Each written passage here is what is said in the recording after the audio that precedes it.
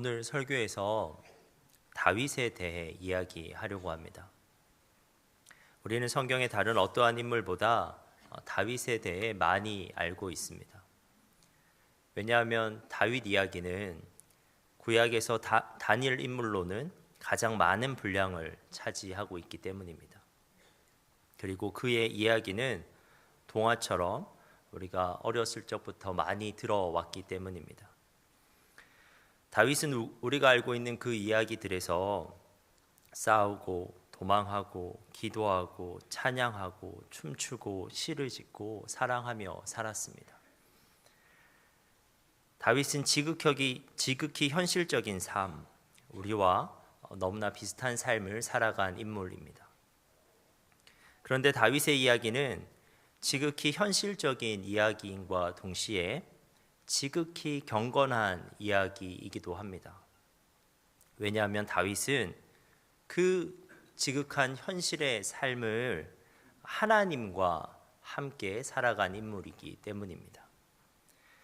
하나님을 인식하고 하나님께 반응하는 존재로 살아간 한 인간이 이 정도 높이와 깊이와 넓이로 하나님과 관계한 성경 이야기는 없습니다. 우리에게 다윗의 이야기가 중요한 것은 그의 어떠한 탁월한 능력이나 위대한 업적 때문이 아니라 하나님과 관계 맺었던 그의 체험과 그의 증언 때문입니다. 그의 전생에는 하나님을 생각해야 설명해낼 수가 있습니다. 하나님 없이는 그의 생애를 설명할 수가 없습니다. 그러므로 우리는 다윗의 이야기를 우리의 영성을 회복시키기 위한 중요한 도구로 사용할 수 있습니다. 오늘 본문은 그러한 다윗이 성경에서 처음 등장하고 있는 장면입니다. 오늘 본문에서 한 왕은 하나님으로부터 버림을 받습니다. 그리고 한 왕은 하나님으로부터 기름 부음, 즉 왕으로 택함을 받습니다. 버림받은 왕은 이스라엘의 초대 왕인 사울입니다. 그리고 왕으로 기름 부음 받은 왕은 이스라엘의 두 번째 왕인 다윗입니다. 이 본문을 읽으면서 저는 한 가지 질문에 대한 답을 끊임없이 고민하면서 읽었습니다. 저의 질문은 이것이었습니다. 왜 한 명은 하나님으로부터 버림을 받았고 왜 한 명은 하나님으로부터 선택을 받았을까? 왜 하나님은 왕으로서 승승장구하고 있었던 사울을 버리셨는가? 왜 하나님은 가나안 땅 변두리에서 양이나 치고 있었던 이새의 8번째 아들 다윗을 선택하셨는가? 그런데 저는 이 질문에 대한 답을 7절에서 찾을 수가 있었습니다. 7절 말씀을 우리가 함께 읽도록 하겠습니다. 여호와께서 사무엘에게 이르시되 그의 용모와 키를 보지 말라. 내가 이미 그를 버렸노라. 내가 보는 것은 사람과 같지 아니하니 사람은 외모를 보거니와 나 여호와는 중심을 보느니라 하시더라. 이 구절은 이새의 첫째 아들 엘리압을 보고 사무엘이 감탄하자 하나님께서 사무엘에게 하신 말씀입니다. 나 여호와는 중심을 보느니라. 여러분, 중심이 문제입니다.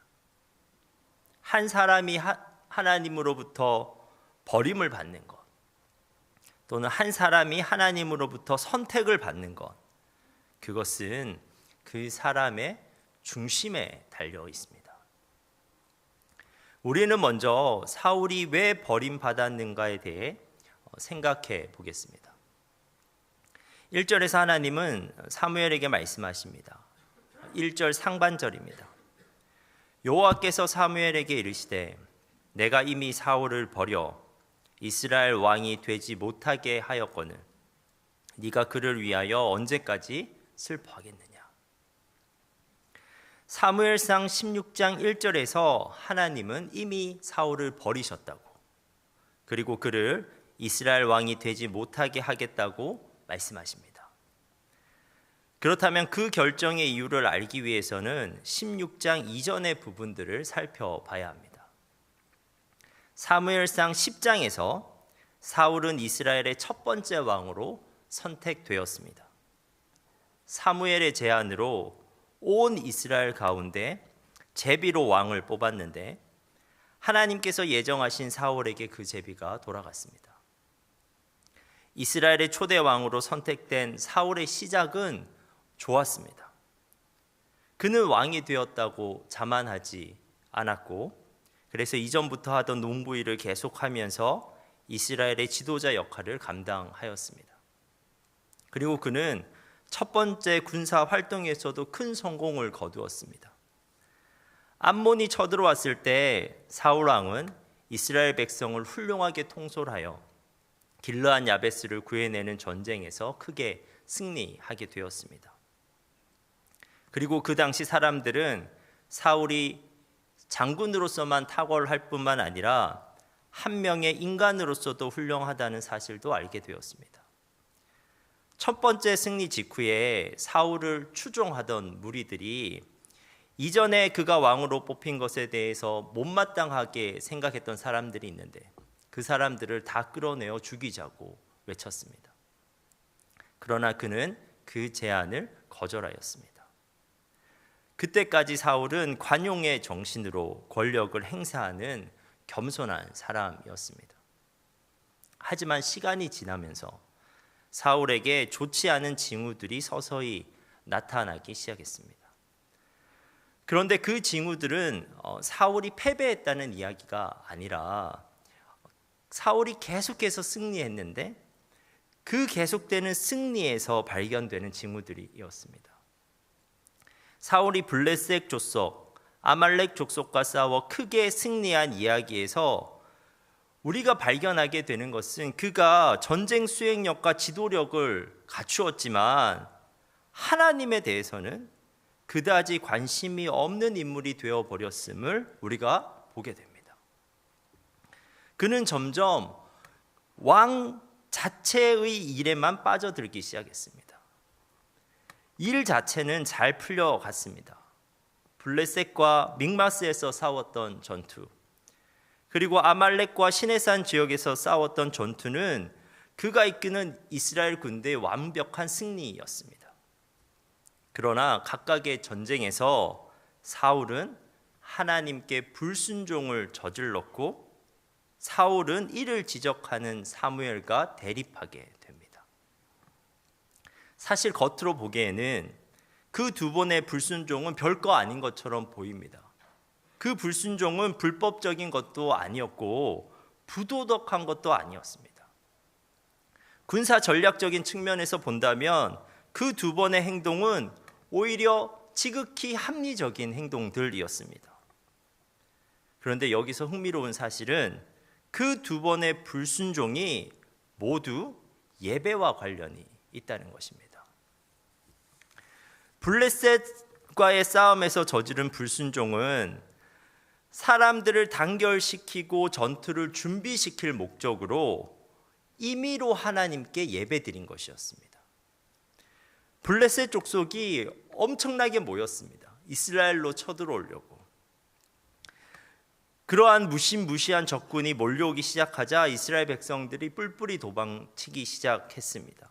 이에 사울은 급한 마음에 제사장 사무엘이 오는 것을 기다려야 함에도 불구하고 그것을 기다리지 못하고 그가 직접 예배를 드려버렸습니다.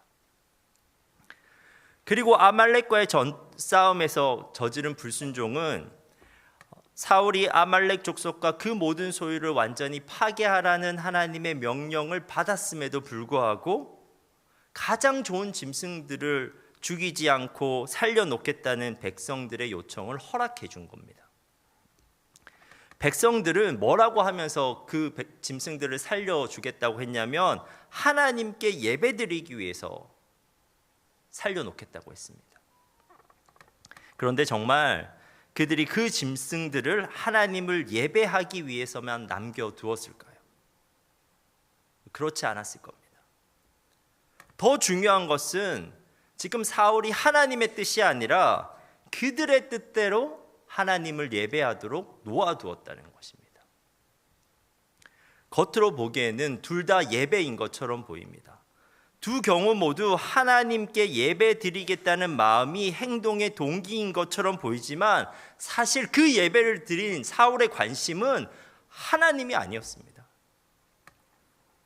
그는 예배를 드렸지만 그 예배를 하나님을 위해서 드린 것이 아니라 자기를 위해 드린 겁니다.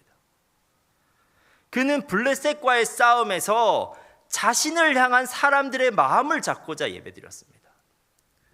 그는 아말렉과의 싸움에서 자신을 향한 인기를 더 높여보고자 예배를 드렸습니다. 그는 예배를 철저히 이용했습니다. 그 예배에는 하나님을 사랑하는 마음도 없고 예배에 마땅히 있어야 하는 그 마음 말입니다. 하나님을 사랑하는 마음, 하나님의 뜻을 구하는 마음도 없고 하나님께 겸손히 의지하고자 하는 마음도 없었습니다. 사울의 중심에는 하나님을 향한 마음이 없었습니다. 하나님께 기름 부음 받아 이스라엘의 왕이 된 사울의 중심에서 어느 순간부터 하나님이 사라져 버린 겁니다. 오늘 본문 1절에서 하나님이 사울을 버리셨다고 기록하고 있지만 사실은 사울이 하나님을 먼저 버린 겁니다.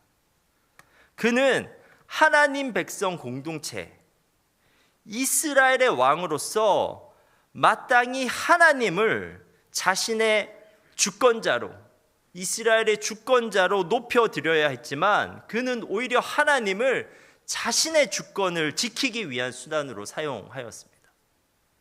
그는 이스라엘의 왕으로서 하나님을 사랑하고 자신의 왕권을 통해 하나님의 뜻을 이루어 드려야 했지만 반대로 자신의 왕권만을 사랑하고 자신의 뜻을 위해서 하나님을 이용하고자 하였습니다. 하지만 여러분, 하나님은 한낱 인간에 의해 이용당하시는 분이 아닙니다. 그분은 우리의 경배를 받기에 합당하신 분입니다. 사랑하는 여러분, 하나님은 늘 찾으셔요. 하나님은 항상 찾으십니다. 하나님은 항상 그 중심에 하나님을 경배하는 마음을 가진 사람을 찾고 계십니다. 그런데 다윗이 바로 그러한 사람이었습니다. 오늘 본문에서 등장하는 다윗은 어린 소년이었습니다. 집안에서 8 아들 중에 막내였습니다. 그는 그 집안의 양을 치는 집안의 허드렛 일을 하는 집안 꼬마에 불과했습니다. 그 집안에서도 존재감이 없는 아이였습니다.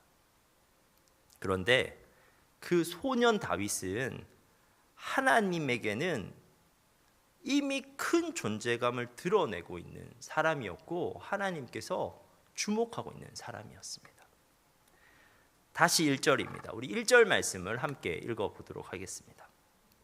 여호와께서 사무엘에게 이르시되 내가 이미 사울을 버려 이스라엘 왕이 되지 못하게 하였거늘 내가 그를 위하여 언제까지 슬퍼하겠느냐. 너는 뿔에 기름을 채워 가지고 가라. 내가 너를 베들레헴 사람 이새에게로 보내리니 이는 내가 그의 아들 중에서 한 왕을 보았느니라 하시는지라. 하나님은 양치기 소년 다윗을 왕으로 생각하고 주목하고 계십니다. 왜냐하면 다윗의 중심에는 하나님이 있었기 때문입니다. 그에게는 하나님을 경배하는 마음이 있었기 때문입니다. 이 소년 다윗은 외딴 언덕과 풀밭에서 양을 돌보면서도 기도하고 찬양하고 묵상하는 삶을 살았습니다. 평상시 하나님의 임재를 철저히 구하면서 살아간 그에게 하나님이 꽤 실제적으로 경험되었습니다. 그는 양을 지키는 과정에서 순간마다 하나님을 의지하였는데 그때 하나님의 도우심의 능력을 경험할 수가 있었습니다. 그는 하나님이 얼마나 위대하신 분인지를 일찍부터 알았고 하나님이 어떠한 맹수보다도 더 크고 더 강한 존재임을 확신하게 되었습니다. 그래서 그는 이후에 골리앗에 맞서 나가기 전에 사울 왕에게 이렇게 자신의 신앙을 고백하기도 하였습니다. 사무엘상 17장 37절입니다. 또 다윗이 이르되 여호와께서 나를 사자의 발톱과 곰의 발톱에서 건져내셨은즉 나를 이 블레셋 사람의 손에서도 건져내시리이다. 이게 소년 다윗의 고백입니다. 그러한 하나님을 그는 이미 경배하며 살았고 그러한 하나님 앞에서 겸손하고 정직하고 신실하게 살고자 했습니다. 그의 중심에는 하나님으로 가득 차 있었습니다. 소년 다윗은 시골 베들레헴, 아니 그보다 더 변방 지역에서 양을 치고 있었지만 하나님은 자신을 향한 마음을 그 중심에 품고 있었던 다윗을 일찍부터 주목하고 계셨습니다. 그래서 하나님은 베들레헴의 소년 다윗을 사울 다음의 왕으로 선택하셨습니다. 그리고 마침내 그에게 기름을 부어 성령으로 충만하게 하셨습니다. 여러분, 하나님은 중심을 보시는 분입니다. 하나님은 중심을 보실 수 있는 분입니다. 정말 기가 막히게 그 중심을 보실 수가 있는 분입니다. 하나님은 사울의 중심을 꿰뚫어 보시고 그를 버리셨고 하나님은 저 변방에서 양치고 있는 다윗의 중심을 보시고 그를 왕으로 선택하셨습니다.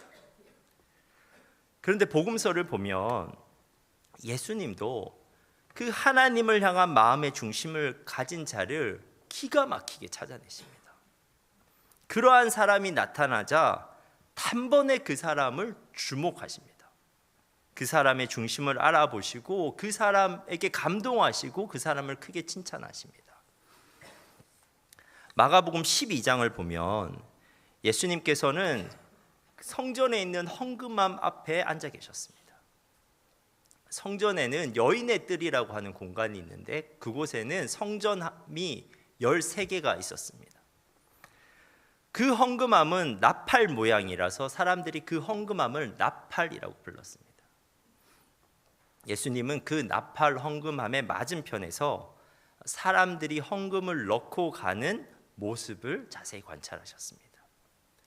다양한 사람들이 헌금함에 왔고 다양한 금액을 헌금함에 내었습니다. 예수님은 부자들이 헌금함에 와서 거만한 자세로 큰 금액의 헌금을 넣는 것도 보셨습니다. 사람들의 관심은 그러한 부자들에게 있었습니다. 그러한 부자들이 얼마나 많은 헌금을 내는가에 사람들은 온통 관심을 쏟고 있었습니다. 하지만 예수님의 관심은 사람들의 주목을 전혀 끌지 못했던 한 과부에게 집중되었습니다. 예수님께서는 그녀가 헌금 내는 것을 보시고는 너무너무 감동하셨습니다. 그리고 제자들을 막 불러 모으셔서 그 과부를 칭찬하십니다. 마가복음 12장 43절입니다. 우리가 이 말씀을 함께 읽겠습니다. 예수께서 제자들을 불러다가 이르시되 내가 진실로 너희에게 이르노니 이 가난한 과부는 헌금함에 넣는 모든 사람보다 많이 넣었도다. 근데 예수님의 이 말씀은 이상한 말씀입니다.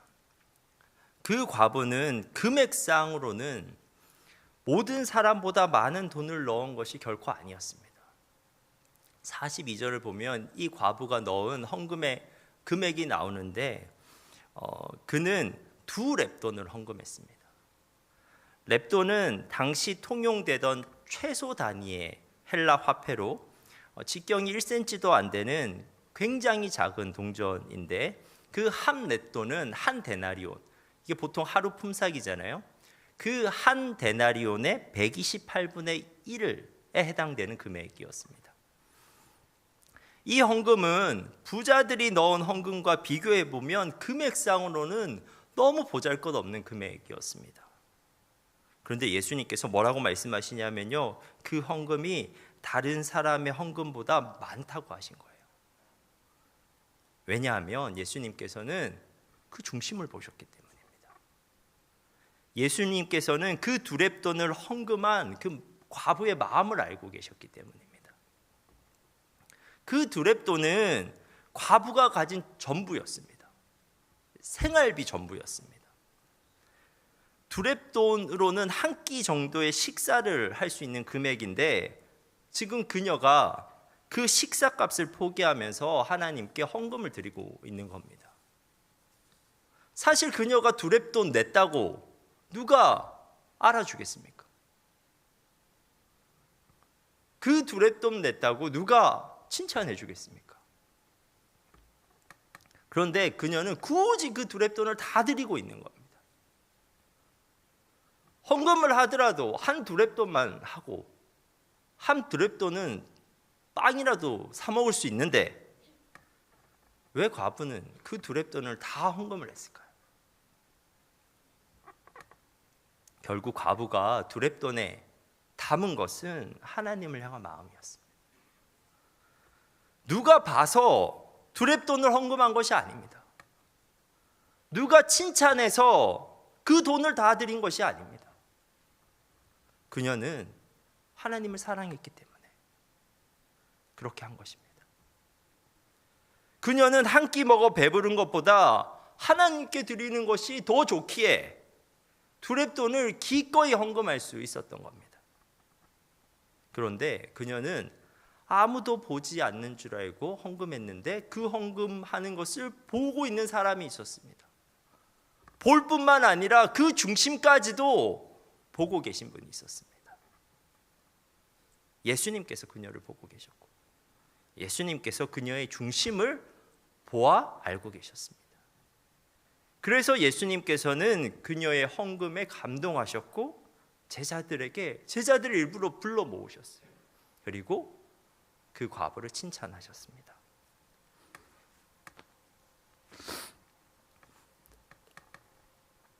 사랑하는 여러분, 사람들은 우리가 현재 어떤 위치에 있는지, 우리가 어느 정도의 소유를 가지고 있는지, 우리의 외모가 어떠한지를 주목하여 봅니다. 사람들은 우리의 지위와 소유와 외모를 보고 우리를 선택합니다. 하지만 하나님은 그렇지 않습니다. 하나님은 우리가 어떠한 중심을 가지고 지금 살아가는지 그걸 보십니다. 현재 그 자리가 높든지 낮든지, 많이 가졌든지 적게 가졌든지, 내가 어떻게 생기고 내가 지금 뭘 입고 있는지 하나님께는 별로 중요하지 않습니다. 세상 사람들이 벌벌 떠는 왕의 권력도 하나님 앞에서는 아무것도 아니었습니다. 앞으로의 본문에서 사울이 얼마나 자기의 왕권을 지키기 위해 노력하는지 아십니까? 하지만 그 왕권을 하나님께서 빼앗아 가고자 하시니까 사울은 어떠한 방법으로도 그 왕권을 지켜내지 못했습니다.